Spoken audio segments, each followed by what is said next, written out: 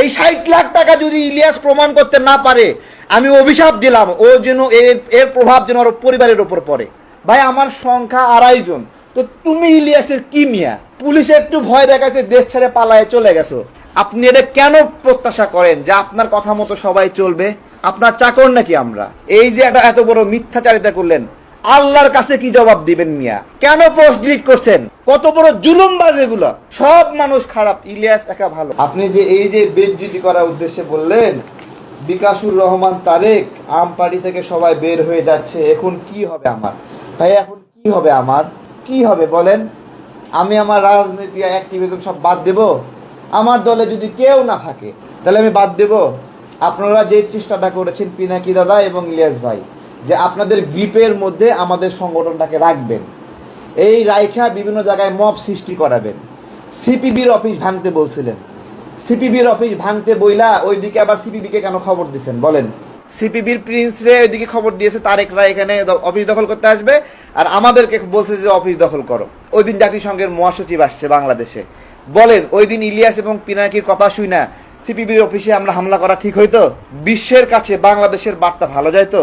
ইলিয়াস ভাই, পিনাকি দাদা, আপনাদেরকে বলবো যে এই বাংলাদেশের জন্য আপনাদের লড়াই এবং আমাদের লড়াই আলাদা, সম্পূর্ণ দুইজনের লড়াই আলাদা। আচ্ছা, আন্তর্জাতিক গণমাধ্যমে কোনোদিন ইলিয়াস ভাইকে নিয়ে নিউজ হয়েছে? কোন গণমাধ্যমে নিউজ হয়েছে? 2018 সালের 14ই মার্চ হাইকোর্টের সামনে পুলিশ আমাদেরকে মারতেছিল, ওই সময় টিয়ার শেল ক্যাশ ধইরা এই হাত পুড়ে গেছিল, ধইরা পুলিশের দিকে ঢিল মারছিলাম ওই টিয়ার শেল। ওইটা আপনার হলো জাতিসংঘের একটা পোর্টাল থেকে ওই সময় পাবলিশ হয়েছিল। আমাদের লড়াইয়ের সিগনেচার প্রতিটি জায়গায় জায়গায় রয়ে গেছে। প্রায় 12টা বাম সংগঠন মিলে মিছিল দিছে, পুলিশ মারপিট করে সব পাড়ায় দিছে। পুলিশ বাম সংগঠনগুলোর উপর মারল কেন? আমি মাত্র 10-12 জন মিলে ওইখান থেকে ওই বামদের ফেলে দেওয়া মশাল নতুন করে আগুন জ্বলায় মিছিল দিছি। বিশ্বের 29টি গণমাধ্যমে এই নিউজ আসছে, এএফপি, তারপরে ব্যানার নিউজ, আরো মালয়েশিয়া, দক্ষিণ কোরিয়া, সৌদি আরব, তারপরে তুরস্ক, এমন কোন দেশের গণমাধ্যমে এই নিউজগুলো আসেনি। বিষয়টা নিউজ আসা, বিখ্যাত হওয়া গুরুত্বপূর্ণ না। আমরা এই বাংলাদেশের জন্য কষ্ট করতেছি ভাই। আপনার সাথে আমার কিছু মতের অমিল, আপনি এটা কেন প্রত্যাশা করেন যে আপনার কথা মতো সবাই চলবে? আপনার চাকর নাকি আমরা? আপনার কথা মতো আমরা চলবো? কবে কয় পয়সা দিয়েছেন আমাদেরকে? গত 2 দিন আগে ইলিয়াস ভাই পোস্ট দিচ্ছেন যে আমাদের দলের কর্মী সাধনা মহালাপুর তার জামিনের জন্য আমি 70 লাখ টাকা 60 লাখ টাকা নিছি। আমি বলতেছি ইলিয়াস ভাই, এই যে এত বড় মিথ্যাচারিতা করলেন, আল্লাহর কাছে কি জবাব দিবেন মিয়া? পোস্ট ডিলিট করছেন কেন? কেন পোস্ট ডিলিট করছেন? 60 লাখ টাকা কিসের জন্য আপনি বলছেন? আপনি দেখাবেন এটা, কোন চেক অথবা কোন দলিল, মিনিমাম কোন ডকুমেন্টস আপনার কাছে আছে 60 লাখ টাকা নিয়েছি? আমার দলের নেত্রী 11টা মামলা শেখ হাসিনার সময়ে হয়রানির শিকার হয়েছে, ফ্যাসিবাদের সময়ে নিপীড়নের শিকার আমার দলের কর্মী। তাকে মুক্ত করার জন্য আমি কাজ করব না? আমি দলের নেতা না, আমার দলের ছোট দল হতে পারে, তাদেরকে আগলায় রাখা আমার কাজ না? তাদের জন্য স্বরাষ্ট্র মন্ত্রণালয়ে আমি চিঠি দিছি। এরপরে পার্বত্য অঞ্চলে 2023 সালে শেখ হাসিনা দেওয়া মামলায় সুশীল চাকমা দাদা গ্রেপ্তার হয়েছিল 2 দিন আগে, আমি তাকে জামিন করাইছি। আমার ভাইয়েরা গ্রেপ্তার হলে আমি জামিন করাবো না? এর জন্য আমার টাকা প্রয়োজন। লিখে দিছে 60 লাখ টাকা। এই 60 লাখ টাকা যদি ইলিয়াস প্রমাণ করতে না পারে, আমি অভিশাপ দিলাম ও যেন এর পরিবার, ওর সন্তান, ওর স্ত্রী যেন আল্লাহ ওদের উপরে এই বিচার করে। ওই 60 লাখ টাকা আমরা কষ্ট করে খেটে খাই, আম বিক্রি করি সারাক্ষণ, মানুষ আমাদেরকে খোটা দেয়, আম তারেক, আম তারেক।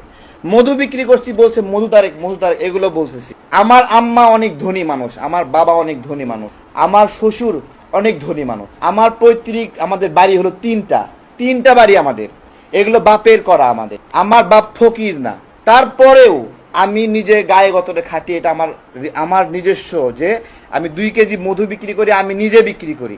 আমার শ্বশুরের 5তলা বিল্ডিং এবং তার কয়েক কোটি টাকার ব্যবসা। এই যে এই গণঅভ্যুত্থানের মধ্যে ইলিয়াস কয় টাকা ক্ষতিগ্রস্ত হয়েছে, ওর কি কারে এনেছে শেখ হাসিনা, কি কারে এনেছে? এই যে দেখেন, প্রায় কোটি খানিক টাকার সম্পদের ব্যবসা পুরা বুলডোজার দিয়ে শেখ হাসিনা ঘুরাই দিছে। বলেন ইলিয়াসের এই ক্ষতি হয়েছে? দেখেন, এই দেখেন, বুলডোজার দিয়ে ঘুরাই দিছে একবারে।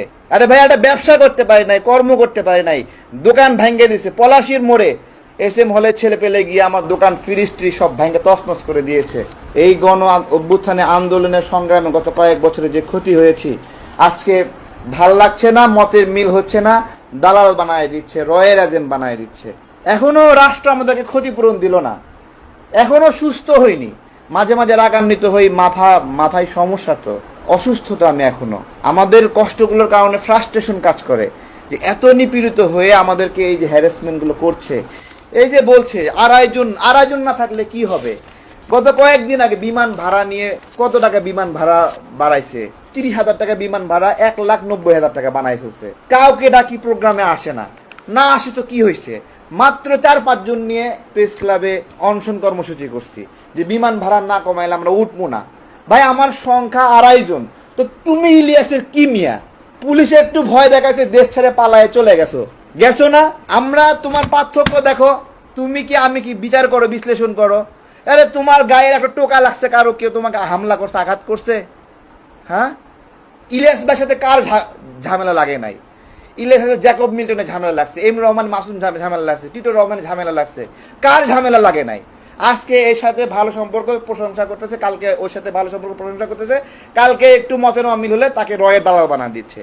আরে ভাই, তাহের ভাইকে তুমি রয়ের দালাল বানাই দিচ্ছ কেন? তাহের ভাই গণ অভ্যুত্থানের মধ্যে আমার সঙ্গে জেলে ছিল, আমরা এরকম করে ধরে পা মেসেজ করছি, বুড়া মানুষ, পাটা ফুলে গেছে নির্যাতনে, হাঁটতে পারতেছে না, আদর যত্ন করছে ওখানে। উনিও যখনই খারাপ লাগতো আমাদের কাছে আসতো। একটা মানুষ এত নিপীড়নের শিকার হচ্ছে, তাকে রয়ের দালাল বানাই দিচ্ছে। কত বড় জুলুমবাজ এগুলা!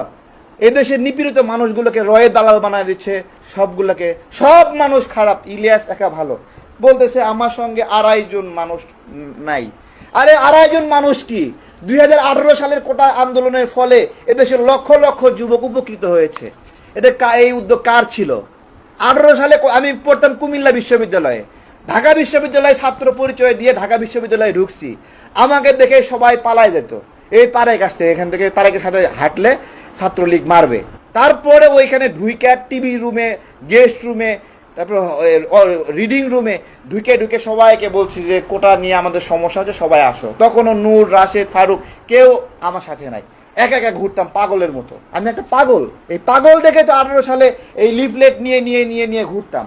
লিফলেট প্রিন্টে টাকা ছিল না, কলম দিয়ে লিখা লিফলেট বানাইছি, বানায়ে 20 কপি প্রিন্ট করে নিয়ে গেছি লাইব্রেরিতে, যে সবাইকে বুঝাইতে হবে। তারপরে সারা দেশের মানুষ জাগলো, 18 সালে বড় আন্দোলন হলো। এই আসিফ নাহিদ কই থেকে আসছে? ওদের তৈরি করছে কে? নুরুল হক, নূর, রাশেদ, তাদেরকে তৈরি করছে কে? নূরকে ছাত্র অধিকার পরিষদের সদস্য করছে কে? রাশেদকে সদস্য করছে কে? হাসানুল মামুনকে এখানে নিয়ে আসছে কে?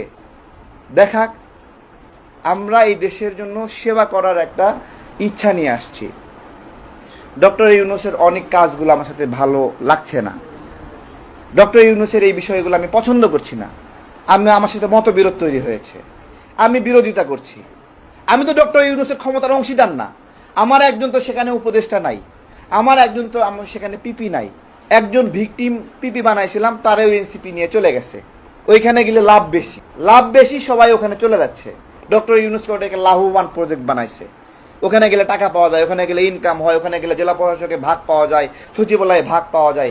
আমরা ওই ভাগটা নিইনি, ওই ভাগটা আমরা চাই না, কিন্তু আমাদেরকে কালপিট বানায় দিচ্ছে, দালাল বানায় দিচ্ছে।